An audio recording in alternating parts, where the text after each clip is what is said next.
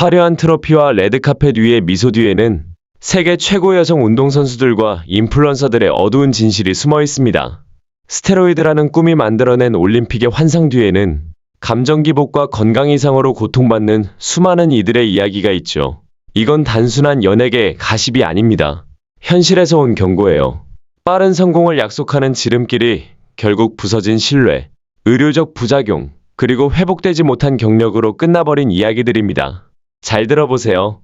저는 스스로를 실망시켰습니다. 제가 깊이 사랑한 육상 경기를 떠납니다. 그녀의 이 한마디는 날 것 그대로의 고백이자 값비싼 교훈이었습니다. 혹시 이 영상을 처음 보시는 분 계신가요? 그렇다면 구독과 알림 설정 부탁드려요. 지금부터 소개할 이야기는 스테로이드를 사용한 뒤 후회하게 된 여성 인플루언서 15명의 이야기입니다. 15위, 페트라 슈나이더. 1970년대 후반부터 1980년대 초반까지 페트라 슈나이더는 세계 수영계를 뒤흔든 이름이었습니다. 1980년 모스크바 올림픽에서 그녀는 400m 개인 혼영에서 금메달을 차지하며 세계 신기록을 세웠죠. 그녀의 승리는 독일 전역을 넘어 전 세계의 찬사를 받았습니다. 하지만 수십 년이 지난 뒤 그 화려했던 기록 뒤에 어둡고 슬픈 진실이 숨겨져 있었다는 사실이 드러났습니다. 그 시절 독일은 동독으로 불리던 사회주의 체제였고 국가주도로 이루어진 체계적인 도핑 프로그램이 존재했습니다. 국가가 직접 선수들에게 약물을 투여하고 그들은 자신이 정확히 무엇을 복용하고 있는지도 모른 채 명령대로 따랐던 겁니다. 페트라 슈나이더도 예외가 아니었습니다. 그녀는 훗날 용기를 내어 고백했습니다. 저는 국가가 운영한 도핑 프로그램의 일부로 스테로이드를 복용했습니다. 그 고백은 단순한 인정이 아니라 그 시절의 기록과 승리를 새롭게 바라보게 만든 양심의 선언이었습니다. 2005년 페트라는 놀라운 결정을 내렸습니다. 자신이 세운 마지막 국가 기록 중 하나를 스스로 삭제해달라고 요청한 겁니다. 그 이유는 단 하나였습니다. 그 기록은 스테로이드의 도움으로 만들어진 것이기 때문입니다. 그녀의 행동은 단순히 과거를 지우려는 게 아니었습니다.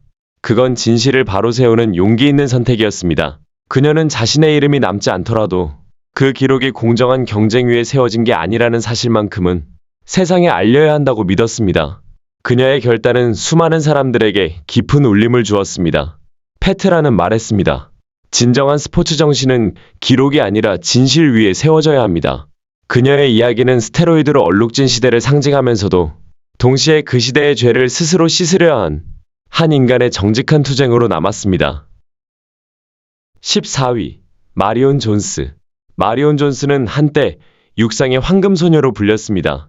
놀라울 만큼 빠른 속도와 아름다운 미소로 관중들을 사로잡았죠. 2000년 시드니 올림픽에서 그녀는 팬들을 열광시켰습니다. 무려 5개의 메달을 목에 걸며 그 누구도 그녀를 막을 수 없을 것처럼 보였어요.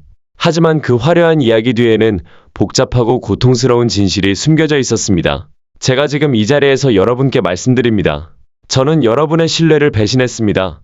마리온 존스에 대한 약물 사용 의혹은 이미 1990년대 고등학생 시절부터 따라다녔습니다. 그녀는 무작위 약물 검사에서 양성 반응이 나와 4년간의 출장 정지를 받았어요. 당시 미성년자였던 존스는 검사 결과 통보서를 받은 적이 없다고 주장했고 유명 변호사인 자니 코크런의 도움으로 징계는 철회되었습니다. 시간이 흐르면서 사람들은 눈치채기 시작했습니다.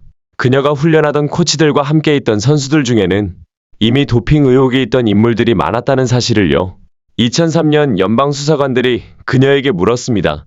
당신은 금지된 약물을 복용한 적이 있습니까? 그녀는 단호하게 대답했죠. 제가 양성 반응을 보였다면 이미 세상이 알고 있었을 겁니다.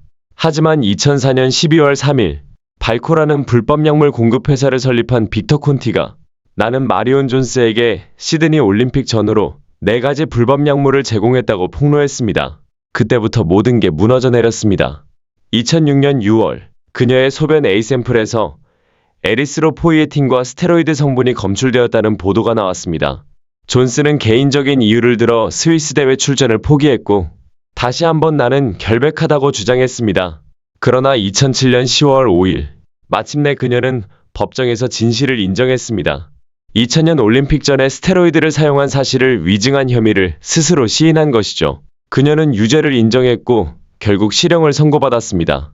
마리온 존스는 텍사스 포트워스의 연방교도소에 수감되어 6개월형을 살게 되었습니다. 판결이 내려지는 순간 그녀는 눈물을 흘렸다고 전해집니다. 출소 후 그녀는 이렇게 말했습니다. 저 자신에게 그리고 많은 사람들에게 너무 큰 실망을 안겨드렸어요. 영웅에서 범죄자까지. 마리온의 추락은 명성과 진실, 그리고 선택의 대가가 얼마나 잔혹할 수 있는지를 보여주는 대표적인 사례가 되었습니다. 13위. 마리아 샤라포바. 마리아 샤라포바는 전 세계가 인정한 테니스의 여왕이었습니다. 강력한 서브, 냉정한 경기 운영, 그리고 5번의 그랜드슬램 우승으로 그녀는 수년간 가장 영향력 있는 여성 스포츠 스타로 군림했죠. 그녀의 이름은 승리와 성공, 그리고 우아함의 상징이었습니다. 하지만 2016년 3월 한 기자회견에서 그녀가 직접 전한 한 문장은 그 모든 이미지를 단숨에 무너뜨렸습니다. 저는 도핑 검사에서 양성 반응을 받았습니다. 그녀의 체내에서 검출된 약물은 멜도니움이었습니다. 심장질환 치료용으로 오랫동안 합법적으로 사용되던 이 약은 그해 1월부로 새롭게 금지 약물 목록에 추가된 상태였습니다. 샤라포바는 의사의 권고에 따라 수년간 멜도니움을 복용해왔지만 그 약이 금지된 사실을 몰랐다고 밝혔습니다. 저는 규정을 어기려 한 게 아닙니다. 단지 새로운 목록이 발표된 걸 미처 확인하지 못했을 뿐이에요. 하지만 결과는 냉정했습니다. 국제테니스연맹은 그녀에게 2년간 출전 정지 처분을 내렸습니다. 그의 여파는 폭발적이었습니다.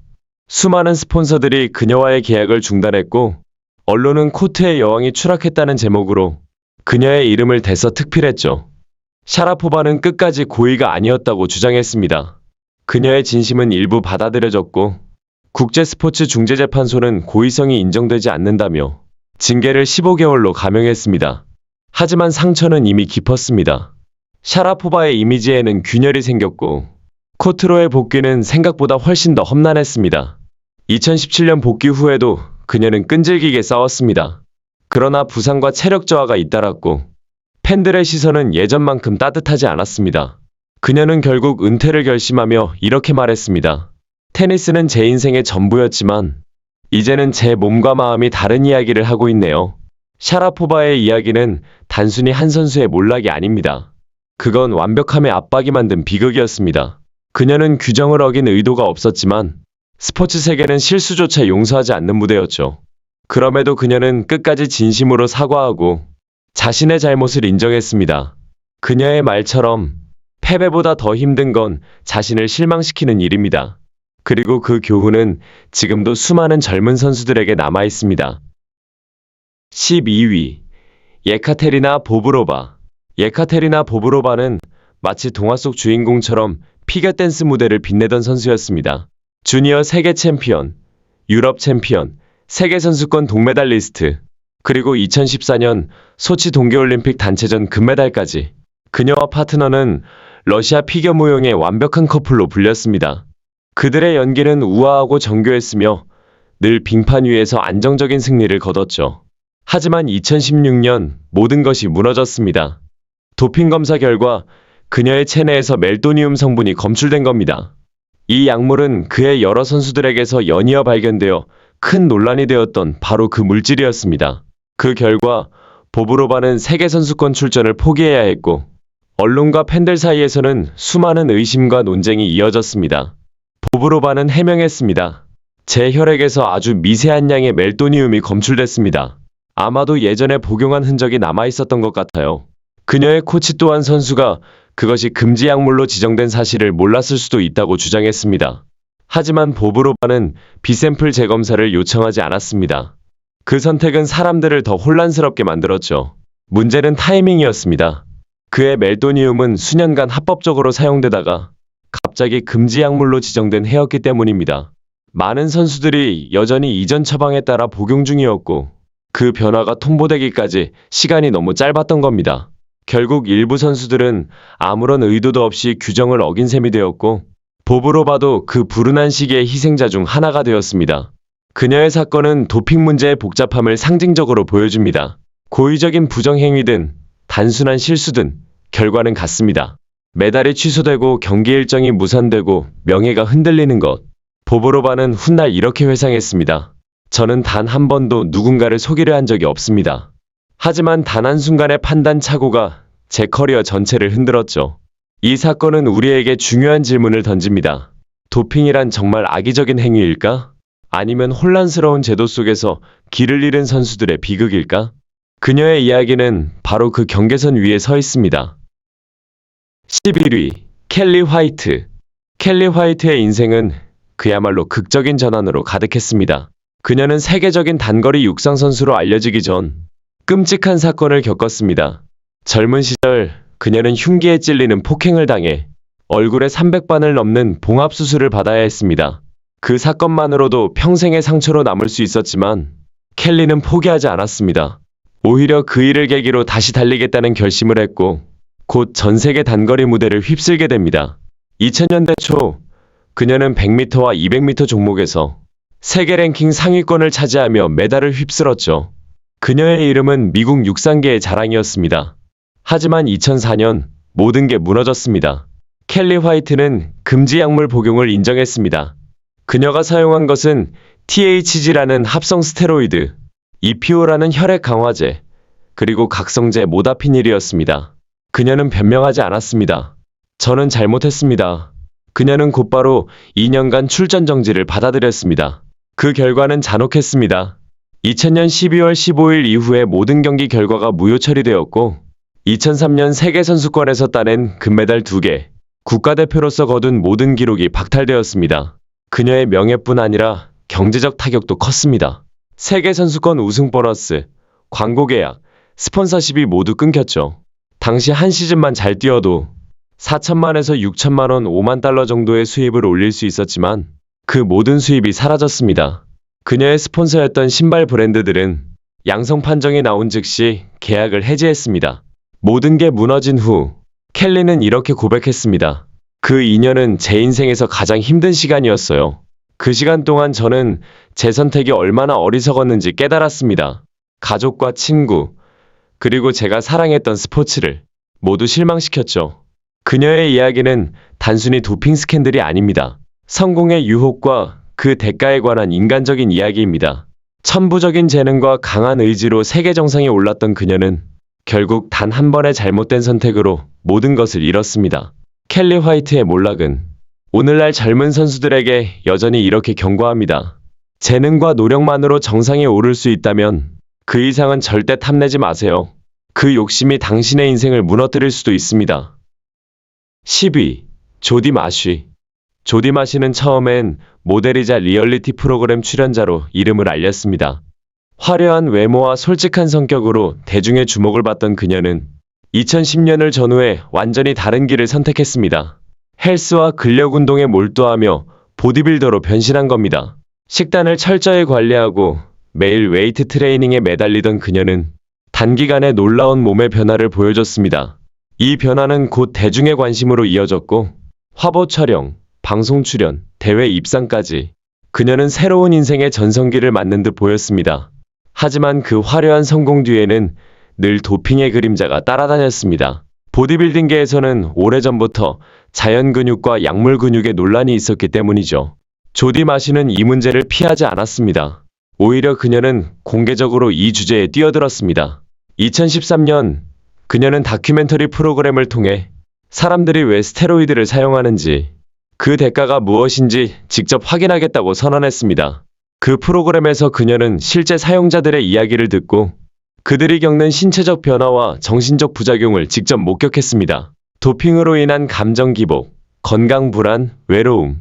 그것은 단지 근육을 얻기 위한 대가가 아니었습니다. 한 인간의 삶 전체를 바꾸는 치명적인 선택이었죠. 조디는 방송을 통해 이렇게 고백했습니다. 완벽한 몸을 만들겠다는 욕심이 얼마나 위험한지 깨달았어요. 그건 단순히 운동이 아니라 자기 자신을 파괴하는 행위일 수도 있어요.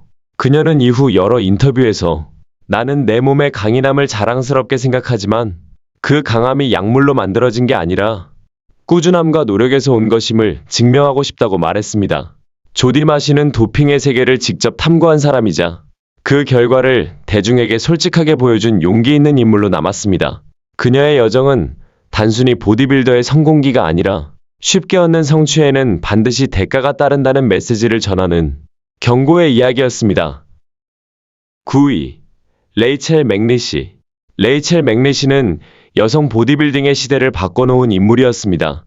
1980년대 초, 아직 여성의 근육미가 낯설던 시절, 그녀는 당당히 무대 위에 서서 힘과 아름다움은 양립할 수 있다는 사실을 증명했습니다. 그녀의 몸은 단단했지만 우아했고, 그녀의 포즈는 강렬했지만 여성스러움을 잃지 않았습니다. 당시 세상은 충격을 받았죠. 여자가 이렇게 강해도 아름다울 수 있구나. 1980년, 그녀는 제1회 미즈 올림피아 대회 우승자가 되었습니다. 그리고 1982년 다시 정상에 올랐습니다. 그녀의 사진은 수많은 헬스 잡지의 표지를 장식했고, 보디빌딩 다큐멘터리 영화에도 출연하며 한 시대를 대표하는 아이콘으로 자리 잡았죠. 레이첼 맥니시는 단순한 운동선수가 아니었습니다. 그녀는 여성에게 근육이라는 자유를 선물한 사람이었습니다. 여자도 힘을 가질 수 있다. 그 한마디는 수많은 여성들이 헬스장 문을 열게 만든 계기가 되었죠. 하지만 세월이 흐르며 그 화려한 무대 뒤에서 벌어졌던 또 다른 현실이 드러났습니다.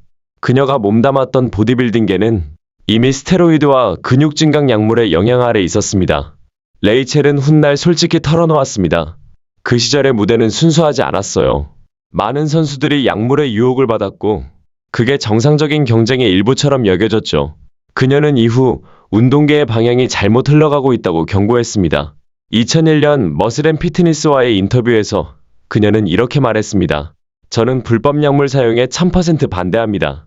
보디빌딩은 인간의 아름다운 가능성을 보여주는 운동이지, 약물로 만든 괴물을 뽐내는 쇼가 아니에요. 그녀는 보디빌딩이 점점 극단적인 근육 경쟁으로 변해가는 걸 안타까워했습니다.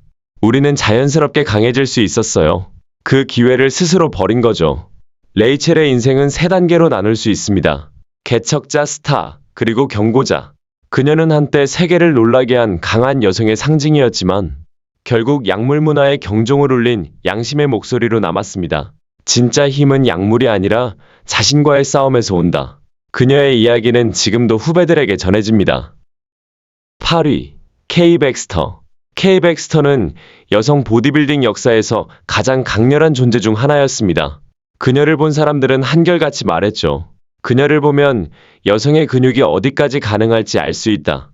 키 약 168cm, 체중 약 82kg.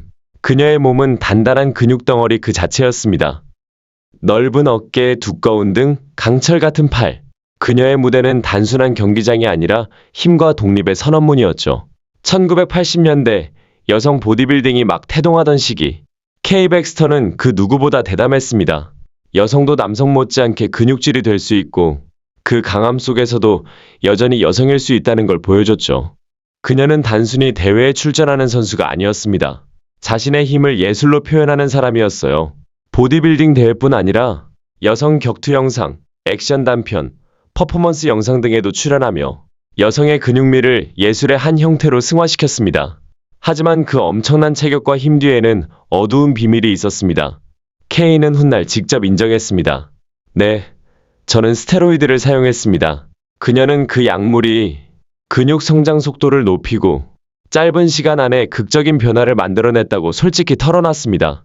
그러나 동시에 그것이 몸과 정신에 어떤 대가를 남겼는지도 고백했습니다. 약물을 쓰면 몸이 무너지기 시작해요. 근육은 커지지만 마음은 불안해지고 몸의 균형이 서서히 망가집니다. 그녀는 그때부터 점점 불안한 건강 상태와 싸워야 했습니다. 약물로 인해 생긴 호르몬 불균형, 장기 손상, 그리고 심장 문제. 그 모든 게 그녀의 몸을 조금씩 갉아먹었죠. 결국 케이 백스터는 48세의 나이에 세상을 떠났습니다. 직접적인 사인은 밝혀지지 않았지만 많은 사람들은 그녀가 오랫동안 사용한 스테로이드의 부작용이 그녀의 생명을 짧게 만든 원인 중 하나라고 말했습니다. 그녀의 인생은 모순 그 자체였습니다. 강함의 상징이자 그 강함 때문에 쓰러진 사람. 지금도 케이 백스터의 이름은 여성 보디빌딩의 역사의 전설로 남아 있습니다.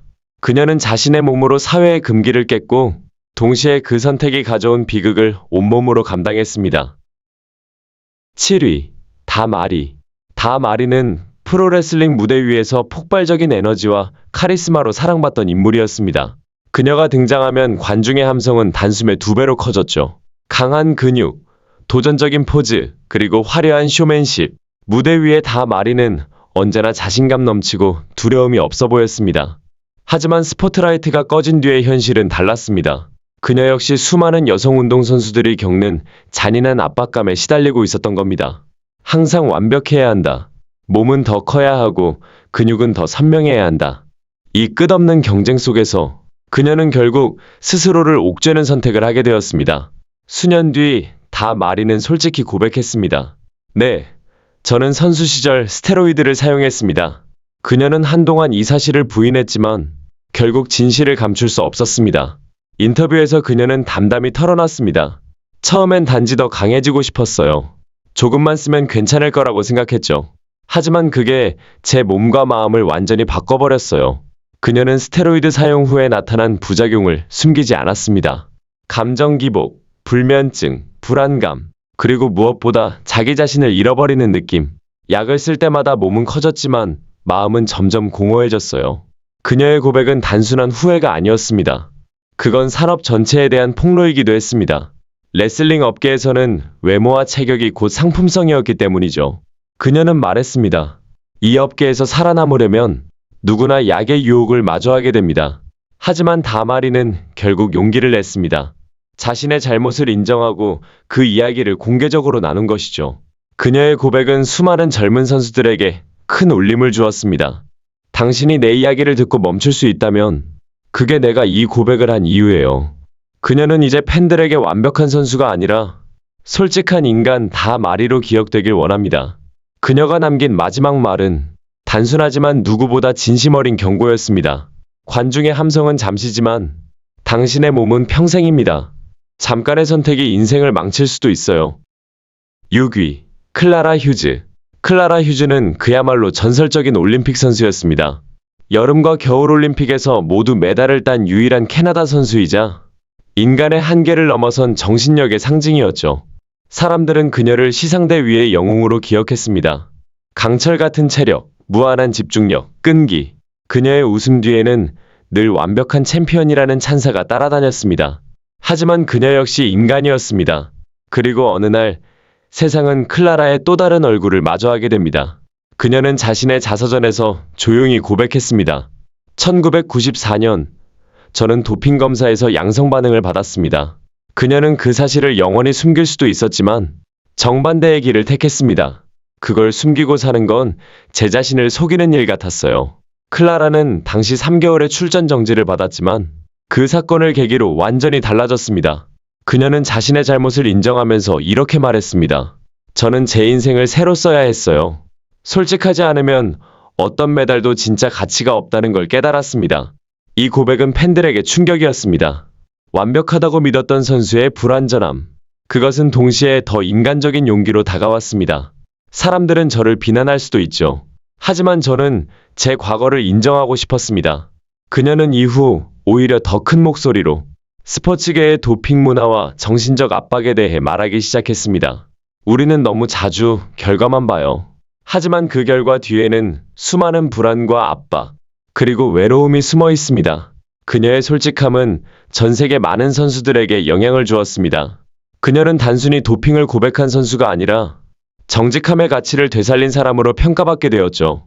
클라라 휴즈는 결국 이렇게 결론지었습니다. 사람들은 저를 판단하겠지만 진실을 말한 순간부터 저는 자유로워졌어요. 정직은 상보다 더 큰 치유를 가져옵니다. 용기란 완벽함이 아니라 잘못을 인정하는 힘이다. 그녀의 삶은 메달보다 더 오래 남는 메시지를 남겼습니다. 5위, 니콜 베스. 니콜 베스는 한마디로 여성 보디빌딩계의 거인이었습니다. 그녀가 무대에 오르면 모든 시선이 쏠렸습니다. 압도적인 체격, 거대한 근육, 그리고 그 누구도 흉내낼 수 없는 존재감. 그녀는 단 한 번의 등장으로 관중을 압도했죠. 보디빌딩뿐 아니라 프로레슬링 무대에서도 그녀는 독보적이었습니다. 세계 최대 단체인 WWE에 등장했을 때 관객들은 충격과 경외의 눈빛으로 그녀를 바라봤습니다. 저게 정말 여자야? 니콜 베스는 그 질문 자체로 세상의 고정관념을 부수고 있었습니다. 하지만 그 화려한 이미지 뒤에는 늘 숨기고 싶은 고통스러운 진실이 있었습니다. 그녀는 커리어 내내 저 몸은 자연적인 게 아니다라는 비판에 시달렸습니다. 그리고 시간이 흐른 뒤 그 소문은 사실로 드러났습니다. 니콜은 근육을 유지하기 위해 스테로이드를 사용했다는 사실이 밝혀진 겁니다. 당시 여성 보디빌딩계에서는 약물의 유혹을 피하기란 거의 불가능했습니다. 대회에서 이기려면 그리고 주목받으려면 단지 훈련만으로는 한계가 있었기 때문이죠. 하지만 그 대가도 컸습니다. 니콜은 스테로이드 부작용으로 인해 호르몬 불균형, 혈압 이상, 정신적 불안 등 수많은 건강 문제를 겪었습니다. 그리고 결국 2017년 그녀는 52세의 나이로 뇌졸중으로 세상을 떠났습니다. 직접적인 사인이 스테로이드라고 단정할 수는 없었지만 오랜 약물 사용이 그녀의 몸에 심각한 부담을 준 것은 분명했습니다. 니콜의 인생은 단순히 강한 여성의 이야기가 아니었습니다. 그녀는 남성 중심의 세계에서 자신을 증명하려던 여성의 상징이었습니다. 나는 약하지 않다. 나는 누구보다 강하다. 그 믿음이 그녀를 별처럼 빛나게 했지만 결국 그 믿음이 그녀의 몸을 무너뜨린 셈이었죠. 무대 밖의 니콜은 사실 매우 따뜻한 사람이었습니다. 그녀는 후배들에게 이렇게 말하곤 했습니다. 강해지고 싶다면 먼저 자신을 사랑하는 법부터 배워야 해. 또한 그녀는 프로레슬링 단체를 상대로 성차별과 부당대우 소송을 제기하며 근육녀로서만이 아닌 정의로운 투사로서의 면모도 보였습니다. 그녀의 인생은 모순으로 가득했지만 그 속에는 하나의 진실이 있습니다. 힘이란 타인을 이기는 것이 아니라 자신의 약함을 인정하는 데서 시작된다. 니콜 베스의 이야기는 지금도 보디빌딩과 여성 스포츠계에 깊은 울림을 남기고 있습니다. 4위, 율리아 스테파노바. 율리아 스테파노바의 이야기는 스포츠계에서 가장 위험하고도 용기 있는 폭로 중 하나로 남았습니다. 그녀는 러시아의 중거리 육상 선수로 처음엔 단지 국가대표의 꿈을 안고 트랙 위를 달리던 평범한 선수였습니다. 하지만 그 무대 뒤에서 그녀가 마주한 건 훈련이 아니라 조직적인 도핑 시스템이었습니다. 러시아의 국가 주도형 스포츠 시스템 속에서 선수들은 일상적으로 금지 약물을 주입받았습니다. 의사와 코치, 연맹 관계자들까지 모두 그 사실을 알고 있었죠. 이건 경기력이 아니라 국가의 실험이었다. 그녀는 훗날 이렇게 말했습니다. 율리아 스테파노바는 처음엔 그 흐름에 휩쓸렸습니다. 그녀도 도핑 프로그램에 참여했고 약물의 도움을 받았죠. 하지만 시간이 지날수록 그 성공이 진짜 자신의 것이 아니라는 죄책감이 커져갔습니다. 달리면서도 느꼈어요. 이건 제 힘이 아니에요. 누군가 만든 거짓이었죠. 결국 그녀는 결심했습니다. 거대한 시스템을 폭로하기로요. 남편 바딤 스테파노프와 함께 그녀는 러시아 도핑 실태를 증언했습니다.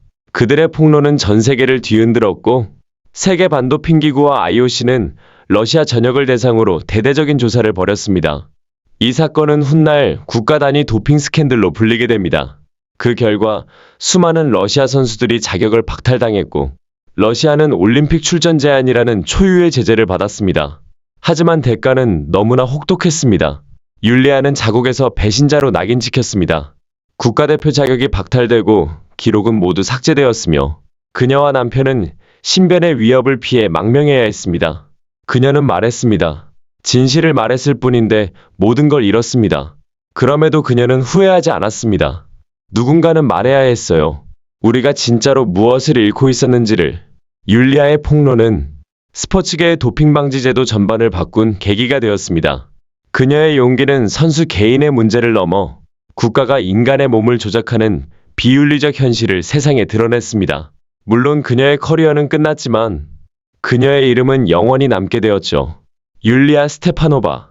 그녀는 기록으로 기억되는 선수가 아니라 진실로 세상을 바꾼 선수로 남았습니다. 3위, 카타리나 비트. 카타리나 비트는 1980년대 동독을 대표하던 전설적인 피겨스케이팅 선수였습니다.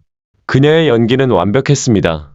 고난도 점프와 유려한 스핀, 그리고 무대 전체를 지배하는 눈빛. 그녀가 등장하면 빙판은 마치 하나의 무대가 되었고 관중들은 숨조차 멈춘 채 그녀를 바라봤습니다. 1984년 사라예보 올림픽, 그리고 1988년 캘거리 올림픽에서 그녀는 모두 금메달을 차지했습니다. 그녀의 이름은 곧 예술과 기술이 완벽히 결합된 선수의 대명사가 되었죠. 하지만 시간이 지나면서 그 시대의 화려한 메달들 뒤에 불편한 진실이 숨어 있었다는 사실이 드러났습니다. 카타리나가 활동하던 시절, 동독은 국가 주도의 도핑 시스템을 운영하고 있었습니다. 수많은 선수들이 의사의 지시에 따라 약물을 투여받았고, 그중 일부는 자신이 복용하는 것이 금지 약물이라는 사실조차 알지 못했습니다. 카타리나는 공개적으로 도핑 사실을 인정한 적은 없지만 그녀가 속했던 시스템 자체가 이미 광범위한 약물 사용에 오염되어 있었다는 것은 널리 알려진 사실입니다. 이로 인해 사람들은 질문을 던졌습니다. 그 시절의 기록과 메달은 정말 순수한 것일까? 그녀의 놀라운 퍼포먼스는 오롯이 그녀의 재능 덕분이었을까? 이 질문들은 그녀 개인을 비난하기보다 당시의 국가적 현실을 되돌아보게 하는 물음이었습니다. 동독의 스포츠 시스템은 선수들을 실험 대상으로 다뤘습니다. 의사들은 더 빠르게, 더 높게, 더 강하게라는 명분 아래 청소년 선수들에게조차 스테로이드를 투여했습니다. 그녀의 세대 대부분이 그런 구조 안에서 훈련받고 경쟁했습니다. 그 후 수십 년이 지나 카타리나는 후배 세대의 도핑 사건을 보며 그 복잡한 감정을 숨기지 않았습니다. 2022년 베이징 올림픽 당시 러시아의 피겨 유망주 카밀라 발리에바가 도핑 의혹에 휩싸였을 때 카타리나는 공개적으로 분노를 표했습니다. 어린 선수들이 시스템의 희생양이 되는 걸 다시 보고 싶지 않아요. 이건 단지 한 나라의 문제가 아니라 스포츠 전체의 양심에 관한 일입니다. 그녀의 목소리에는 과거의 상처와 분노, 그리고 깊은 슬픔이 담겨 있었습니다. 카타리나 비트는 여전히 2개의 금메달을 가진 위대한 챔피언으로 남아있지만 그녀의 유산은 단지 승리의 상징이 아닙니다. 그건 동시에 질문과 양심의 상징이기도 하죠. 그 시대의 메달은 정말 공정했을까? 그 물음은 지금도 많은 팬들의 마음속에서 계속 울리고 있습니다. 그녀가 마지막으로 남긴 말은 아직도 많은 이들의 기억에 남습니다. 빙판 위의 아름다움은 순간이지만 정직함은 평생 남습니다.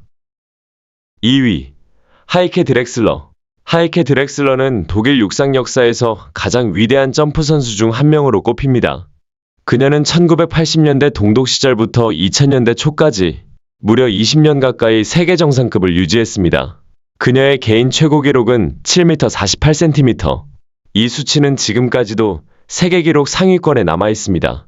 인간이 이만큼 멀리 뛸 수 있을까? 라는 감탄을 자아내며 그녀는 세상을 놀라게 했죠. 하지만 그 화려한 기록 뒤에는 국가가 만든 그림자가 있었습니다.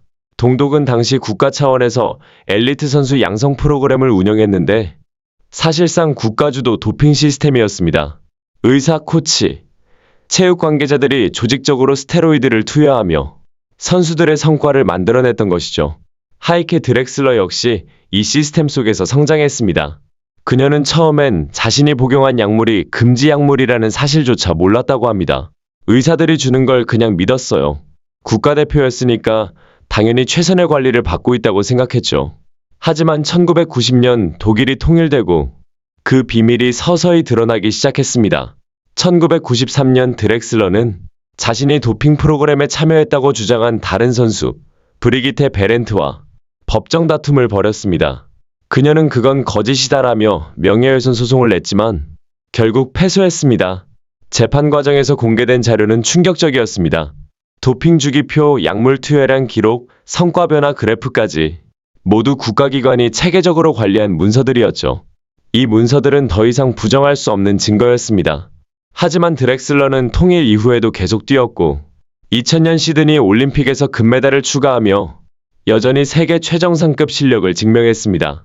그녀의 이후의 성과가 약물 없이 이룬 진짜 실력인지에 대해선 지금도 논란이 있습니다. 하지만 그녀는 이렇게 말했습니다. 우리는 국가의 통제 아래 있었어요. 그땐 잘못인 줄 몰랐습니다. 이제는 그 모든 걸 인정하고 배우고 바꿔야 할 때예요. 그녀의 고백은 단순한 개인의 후회가 아니라 시스템 전체에 대한 반성이었습니다. 하이케 드렉슬러의 이야기는 국가가 메달을 위해 인간의 몸을 실험 도구로 삼았던 시대의 상징입니다. 그녀의 이름은 여전히 기록 속에 남아있지만 그 기록은 동시에 묻습니다. 성과를 위해 건강과 양심을 바치는 것이 과연 진정한 스포츠 정신일까? 하이케 드렉슬러의 유산은 단순한 기록이 아니라 세대에게 남긴 경고입니다. 1위, 태미 토머스. 태미 토머스는 미국 미시시피의 작은 마을에서 자란 평범한 소녀였습니다. 가정은 신앙심 깊었고 그녀는 언제나 성실하고 정직한 아이로 알려져 있었죠. 하지만 그녀의 인생은 자전거를 타기 시작하면서 완전히 달라졌습니다. 그녀는 엄청난 속도로 성장했고 미국 여자 사이클 국가대표로 선발되며 미래의 올림픽 챔피언으로 주목받게 되었습니다. 2000년 4월 29일 텍사스 프리스코에서 열린 500m 타임 트라이얼 경기. 그녀는 환호 속에서 금메달을 목에 걸었습니다. 시상대 위에서 그녀는 붉은 매니큐어를 바른 손으로 손을 흔들며 미소 지었죠. 그러나 그 순간 그녀의 몸에는 이미 이상한 변화가 일어나고 있었습니다. 목소리가 점점 굵어지고 얼굴의 턱선이 거칠어졌으며 몸에는 원래 없던 털이 자라나기 시작했습니다. 그녀의 근육은 믿기 힘들 정도로 커졌고 사람들은 속삭이기 시작했죠.